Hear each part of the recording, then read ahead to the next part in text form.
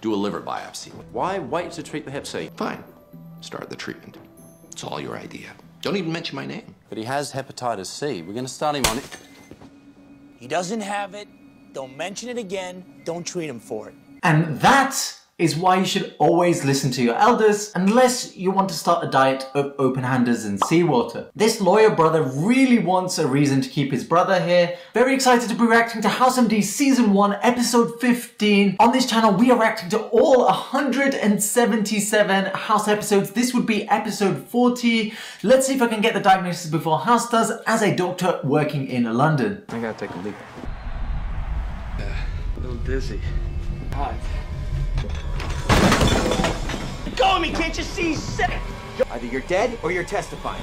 Oh, seems like the patient is some kind of mobster. We don't know what he's testifying for, but apparently if he does, then he's going to go into the witness protection program and never see his brother again. He mentioned that he had asked for some pasta, they brought him steak instead, which he just ate, so obviously top of my list would be that his food is poisoned. They wouldn't be the first, as poisoning food stretches back all the way to ancient Rome. There was actually a woman called Agrippina who wanted to marry her uncle Emperor Claudius to gain power, but there was a slight inconvenience of her already being married. Arsenic trioxide is quite the problem solver in this scenario, so she basically chose to off everyone in her way with it, starting with her husband. She ended up marrying Claudius and wanted her son to ascend to the throne, so she began poisoning her son's rivals, including Emperor Claudius's son and then Claudius himself. Murdering everyone in your way doesn't do wonders for your good karma though, so when her son became emperor, he gave her a taste of her own medicine and had her executed. So maybe it's arsenic or thallium sulfate like Saddam Hussein used on his political opponents, or ricin like the KGB, or polonium-210 like Litvinenko, the Russian spy who was assassinated recently in the UK. Let's find out more. We're not leaving until he's gone or you show me one good reason for keeping him. He's really out of it, huh? He's also an 8 on the Glasgow Coma Scale. Being an 8 on some scales is pretty good, but not on the Glasgow Coma Scale. It was developed in a pretty brutal way by cutting out parts of cats' heads and seeing what function they lost depending on the depth of the slice made. 15 means you're all there, and 3 is like having the conscious level of a watermelon or Joe Biden. Our patient is 8, which is the lowest you can be and safely maintain your own airway without being intubated. By the way, if you don't know who that person who wants House gone, his name is Vogler and he's the new hospital boss who donated a small check of $100 million. Let's get more clues. Any recent history of head trauma? Bad car accident? Fall? They tell me no, but do an MRI to be sure. Check for everything. The feds are paying. Brother in the Mafia? Oh, so the mafioso patient has been held by the US government to testify against their will. Now his brother Joey, who also happens to be a lawyer and probably a mafioso too, is playing hardball with House. We have the makings of an incredible episode. Now I wonder if we've got a Romeo and Juliet moment going on here. Our patient Romeo has taken a sleeping potion to enter a death-like trance. What Romeo has is actually nightshade or Atropa belladonna, which is a plant native to Europe. Even though it looks beautiful, every part of it can kill you, but it's also been used as a medicine and in lower doses can be a painkiller, diuretic, antispasmodic, and as a way to dilate the pupils. The name belladonna actually means pretty woman, and it originates from the 16th century as Italian women used to use it to make their pupils larger. So here's a question for you smart people. What is the most potent toxin known to man? Answers down below. I want you to do your job. Diagnose him, fix him, and keep him here. If you screw up, you don't have to worry about a malpractice suit. I'll take away the things you love till there's nothing left. Joke's on you, Joey Mafia. There are no close friends or family for you to take away. This sadly reminds me of a story from 2004 when a urologist named Attilio Manca had been found dead with 2 heroin needles in his arms. There were a few odd things about this though. They weren't in the areas you would expect for the needles, and secondly, there were no fingerprints on the syringes, even though the needles were still in his body. Looking back into it, the doctor had been flown from Italy to France to operate on Bernardo Provenzano, top boss of the Sicilian Mafia. After he had flown home, it's likely that this was a homicide that was ordered to keep his testimonial silence. After a life of service, it was horrible to hear how Attilio Manca went out, but he certainly died a hero, having dedicated his life to the craft of his choice. May he rest in peace. MRI showed a subdural hematoma. If it's an old injury, it wouldn't cause the coma. Aye. This is still not a democracy. He's staying. Send for hepatitis serologies and an autoimmune panel. Oh, interesting. So the MRI showed a bleed on the patient's brain, and House is saying that it's old blood, even though the most recent injury was from 9 years ago. Now, an old subdural hematoma would be very obvious from looking at the scan. As you can see here, a new subdural hematoma has this clear crescenteric appearance of a hyperdensity that you can see, and you can also see the likely impact point where he was hit at the bottom right of the skull with a cephalohematoma outside the skull. That would look like a giant lump on the patient's head.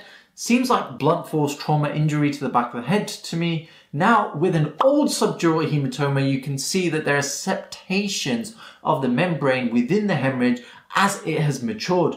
So they'd definitely be able to tell whether it's old blood or new blood to decide whether that was the cause of the patient's symptoms or not, and whether to get rid of it. But maybe the House knows that and he's just buying time to save his own skin. The patient's liver tests were also not so great, so that's why House wants to do a screen to find out what the cause of it was. Now, if you're enjoying this video and you want to help me improve the content, then check out the channel membership. Not only does it help me a lot, but it also gives you access to exclusive perks like being able to recommend a series and episode for me to react to, and getting early access to new videos. The first 30 members actually get a chance to win a one-on-one tutor session with me on a medical topic of your choice. We already have 10 members, so make sure to join now to secure one of those other 20 places.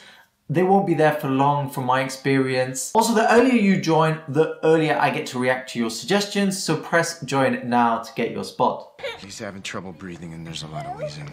Upper airways, nose. Hello, officer. Pulling objects out of noses and ears is so satisfying. Babies love shoving things in their nose, and if it happens, there are a couple of ways to get it out. One way is called the mother's kiss, which works 60% of the time. You should have medical supervision when doing it. Basically, the parent blows directly into the mouth slowly until you feel resistance of the glottis capping the child's airway, and then giving a single forcible push while occluding the unoccluded nostril. That should shoot the object straight out. The kiss of freedom. Interesting point here though, while House was listening to the baby's chest, the baby's crying, so he wouldn't be able to find out that it was coming from the nose. He would need to calm the baby down first, preferably with something electronic. Screens are like crack for kids. Crack would also work, but probably not a good idea. Where is he? Vogler called admitting called justice. Justice came and took him away. Who called Vogler? You're not even a doctor. Why bother? Just to piss me off? Keeping the government off our ass. Nothing pisses doctors off more than administrators making medical decisions. I remember as a new doctor, one of my patients was an 84-year-old man who was very unwell in the emergency department. To give you an idea, all patients are given an early warning score depending on how bad their observations like blood pressure and heart rate are. 0 to 4, relatively normal. 5 to 6, medium risk. 7 or more, very high risk. Requiring an urgent or immediate response, my patient score was 9. At the point when I went to go see him, a porter just started wheeling him out of the emergency department into the acute medical unit, delaying my ability to diagnose and treat the problem. They wouldn't stop moving him even though I described the issue. And the reason why was that he was about to breach the 4-hour time limit that the government set, where all patients had to have been referred or moved out of A&E within 4 hours. There are plans to scrap this 4-hour target, but hopefully for the right reasons, and not just to mask the ever-lengthening A&E waiting times in the UK. Let's see what Vogler's decision will have on the patient. Was he even well enough to be discharged? House doesn't tell Vogler how to make investment decisions. Why should Vogler make discharge decisions? I started vomiting and passed out. He was just released from 2 hours ago. You said he was good to go. The junior G-Man badge isn't looking so good.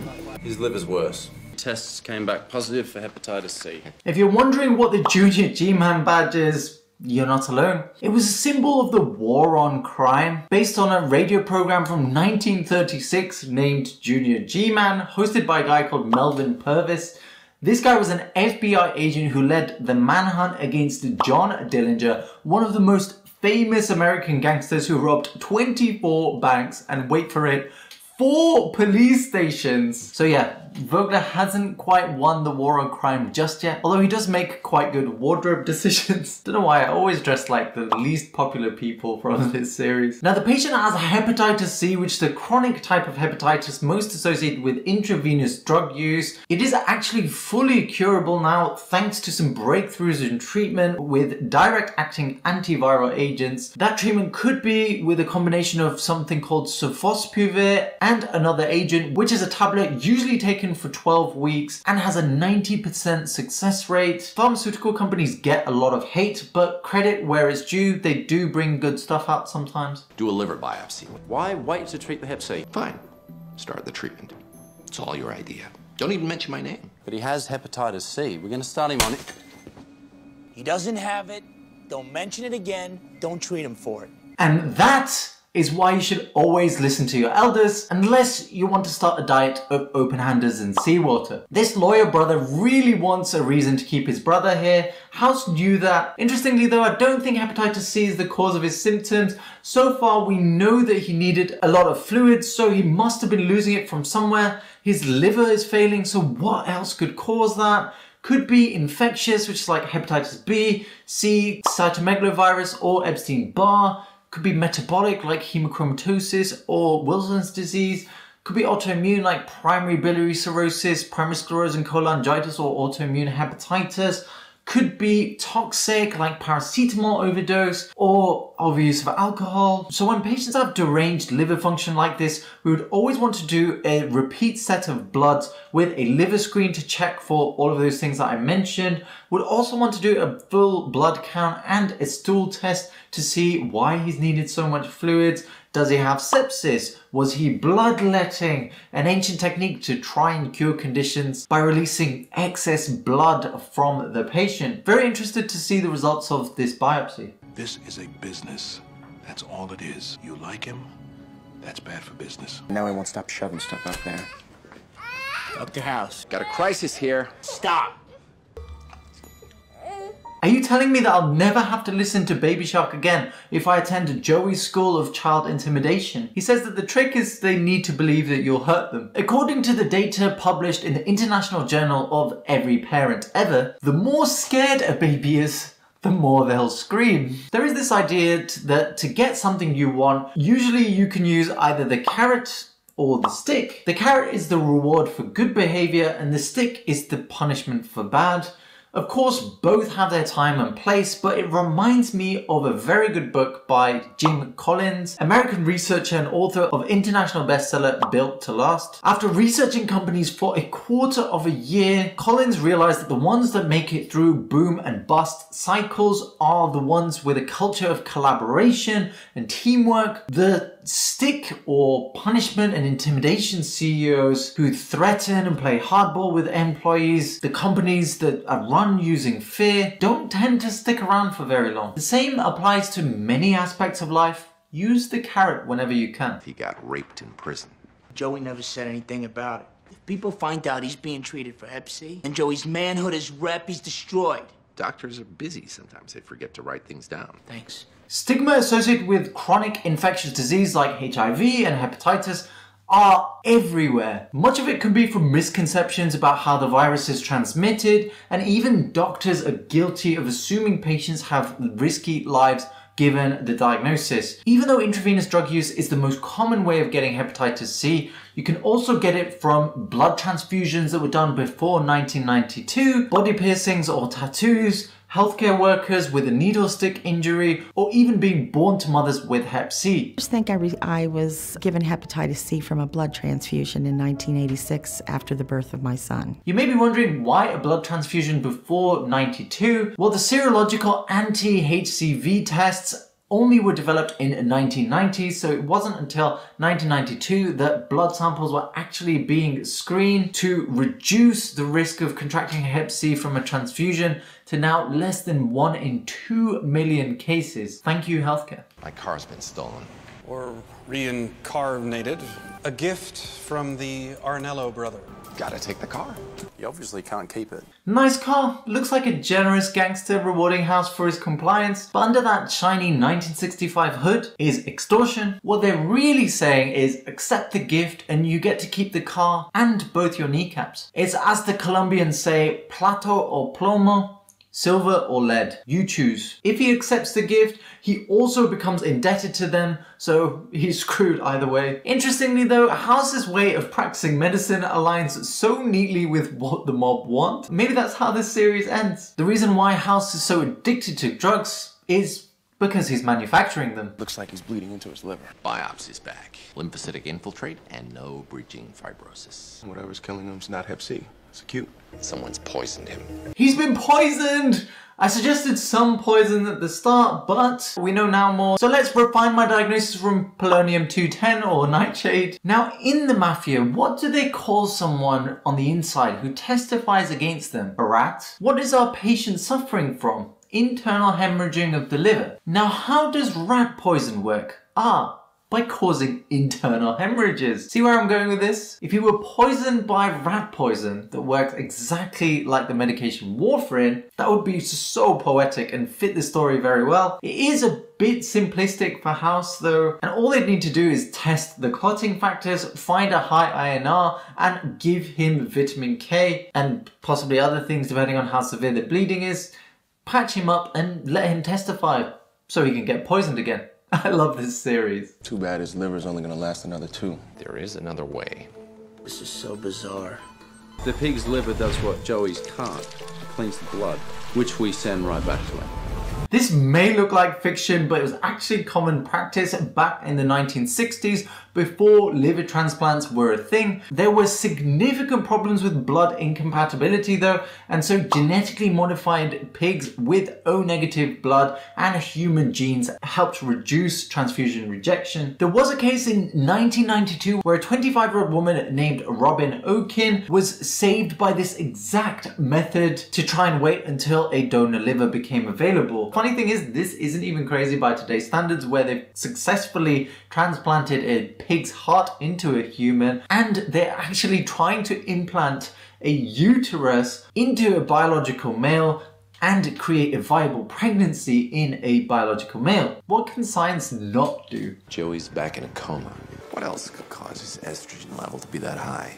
Stop, or I snap your nose off.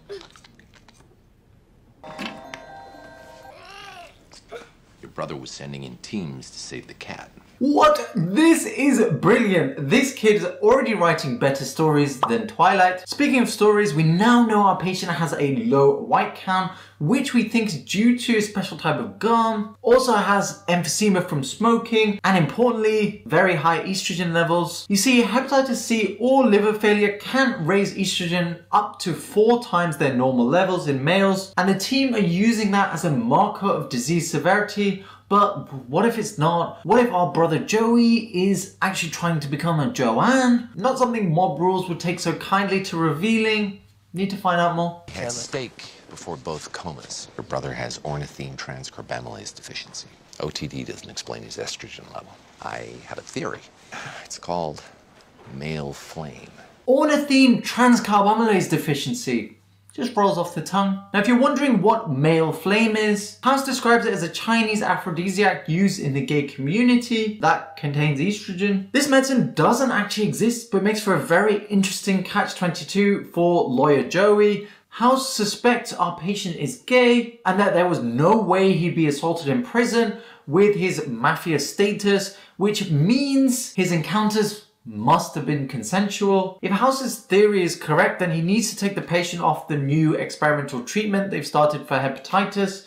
If not, they should continue it. So it's down to Joey's lawyer to find out if he's really ready to pull the skeletons out of the closet. I love these house situations. Now, if you're wondering about ornithine transcarbamylase deficiency, then you're in the right place. It's a very rare genetic condition that causes ammonia to build up in the blood. Interestingly though, only 43% survive the initial high ammonia episode, and then only 20% of patients live to even 14 years old. So having it present this late in life is basically impossible. I'm pretty sure that wasn't Joey's first ever steak. Loving the dynamics of the episode though. It's very entertaining. Okay. He's awake. He wants to see you. So you were a fag. Witness protection, that's your big chance to be one. You believed him? He's awake! That means he really is gay. Question is, will he admit it? If he was willing to go into witness protection to hide it, then clearly he feels about as secure as a Twitter employee. I think this episode is really good, but there are better ones in the House series. There is also some interesting character development with the whole team finding out that Cameron has the hots for Dr. Blue Eyes. I would say 7.5 out of 10 for entertainment, 6 out of 10 for accuracy, as the condition wouldn't present in adulthood. There's also no such thing as male flame, and a 7 out of 10 for diagnosis. I wanted to talk to you about There's this. nothing to talk about. If you think this thing, whatever, is gonna make you happy, I think you should do it. But some things are going to change. I gotta fire somebody. Glad this turns out well because nobody likes a sad ending. That's why Bangkok flights are so pricey. House now needs to fire one of his team because Vogler says his department's burning too much money and now they're all about profits. Needs to run the hospital as a business. I mean, I understand that. Yes, we need to heal the patients, but if we spend all our money on expensive tests and medical negligence lawyers, then what'll be left for all that medicine the patient didn't need? I love this series. The only person poisoning the patient is the medical team. Now it's my turn to diagnose you. Seems like you got a house reaction deficiency. Oh look, the cure is popping up just there. Go on, treat yourself. I'm Sermed, stay curious.